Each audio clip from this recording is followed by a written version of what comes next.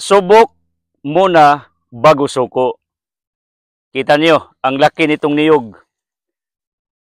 Let's try if this will be okay or ito'y mabubuhay. Kasi ako by principle, bago ko itapon ang isang bagay, subukan ko muna na ito'y isave, isalbar. Tulad ng tao, bagay, profesyon, trabaho mo, or anumang mga bagay-bagay sa bahay mo, before you will throw it away, save it first. Yan ako katipid or masinop sa aking pagkatao. Hulaan nyo, mabuhay o hindi, pero only the time can judge. Only the fortune of this niyog can tell. Kasi hindi naman tayo nakasigurado sa bukas. Jeremiah 10:23, ang alam ng bukas, ang may alam ang Panginoon lang. Pero tao, wala talaga. So look at this place. This is another area. This is in front of our Altam Resorts. Tayo ka, Tors. Pakita mo, Tors. Tuyo ka. Pati yung ating resort sa taas. So itanim natin ito habang ang ating videographer ngayon si Banang Tapuan Vlogs, si Tura Bultia. Siya ang videographer ko ngayon, ay nagpapakita sa kagandahan ng ating lugar dito sa Altam Farm. Pagpapasok kayo dito, isa ito sa mga makikita niyo, yung mga niyog ko dito sa harapan. Tingnan niyo ang taba ng lupa. Itim, maraming bulate. That's the reason why I considered Altam is a sacred land, a blessed land, kasi may buhangin tayong marami at saka yung lupa dito ay napaka-fertile talaga. We are now surrounded by different coconuts and other plants here. Malapit tayo sa ating function hall. Dito tayo malapit sa ating maliit na fish pond. So, this is the entrance gate doon sa baba. Yung mga bahay ng aking pamilya, closest compound. So, doon ang parents ko, mga kapatid ko sa entrance gate dito. Kaya sabi ko nga, within Altam perimeter, walang outsiders. Kami lang. Kaya pag mag-overnight ka dito, safety yung sasakyan mo. Safety kayo literally kasi ang nakapaligid ay mga pamilya ko. Walang iba.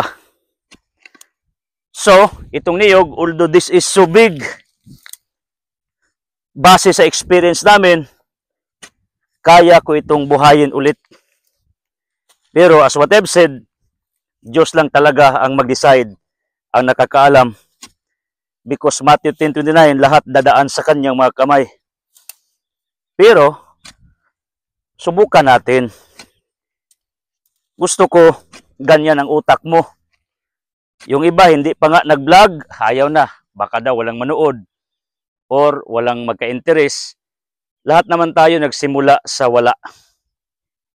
Mostly successful people came from scratch to richness. Yung iba nga, walang following, ngayon, millions na. Today, I celebrate my 88,000 followers. Kasi, pinagkaluban tayo ng Panginoon. Yung mga bagay na kinatatakutan ko noon, kasi minsan, we are governed by our pride. Bakit? Kasi ako po ay naglingkod na sa hagna, nagtuturo ng Biblia for more than 10 years. Sa TV, radio at newspapers. Kaya nga, si Rostico Pragalamiton at marami pang iba, nakakita sila sa ating paglilingkod, kaya they join with us. Tinulungan nila ako noon pa, more than 10 years, through their financial supports talaga. Literal. Alam niyo bakit matagal akong hindi nag-vlog? Because of pride. You know what? Pride hinders us talaga. Why we will not try a certain thing? Because natakot tayo of rejections, of failures. Actually, we have a lot of fears. Fears of the unknown, fears of the future, fears of bankruptcy, sickness, fear of hell, fear of punishment or karma. We are living by fears. Kaya nga minsan tayo ay may mga stressors na marami dahil yun sa ating mga fears na nangyayari sa ating buhay na hindi natin kayang kinontrol psychologically, emotionally. Yun, matagal akong hindi nag-vlog kasi akala ko walang magka-interest. Pero, wala na akong magawa but to venture in content making in vlogging October 3, 2024. Pero ngayon, after 5 months, I have 88,000 followers and counting. TikTok ko nga, umarangkada rin. Ang daming likers doon at saka followers at saka views.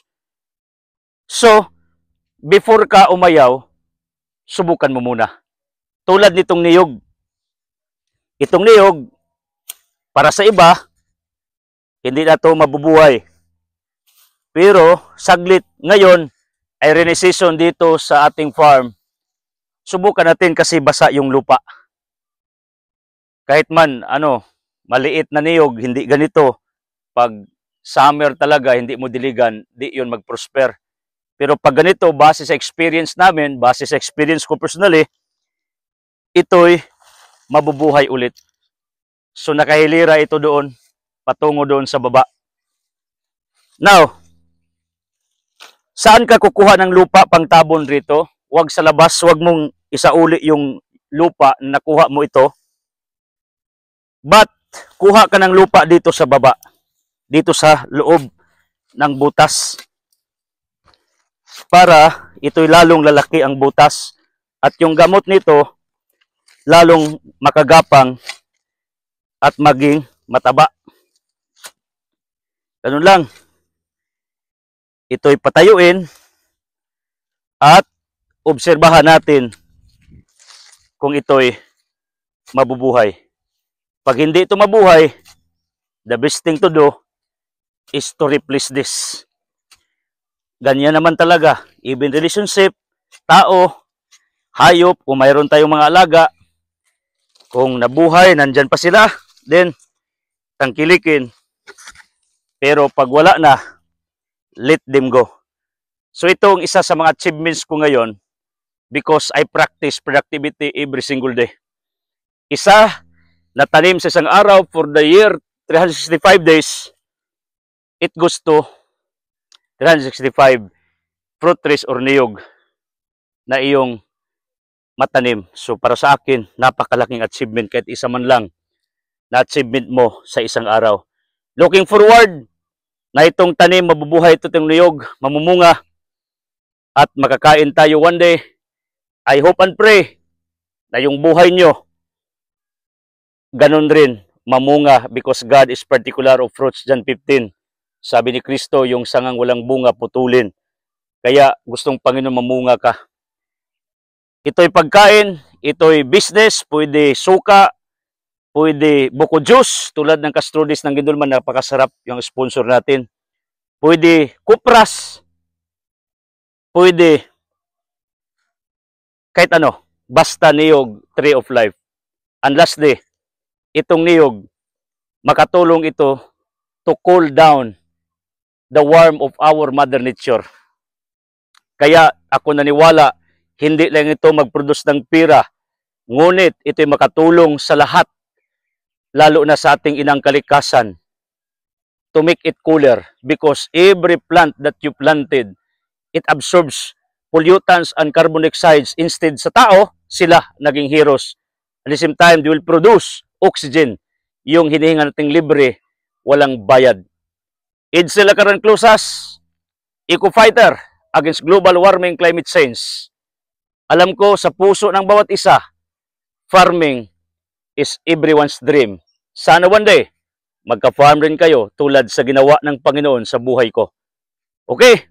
God bless you.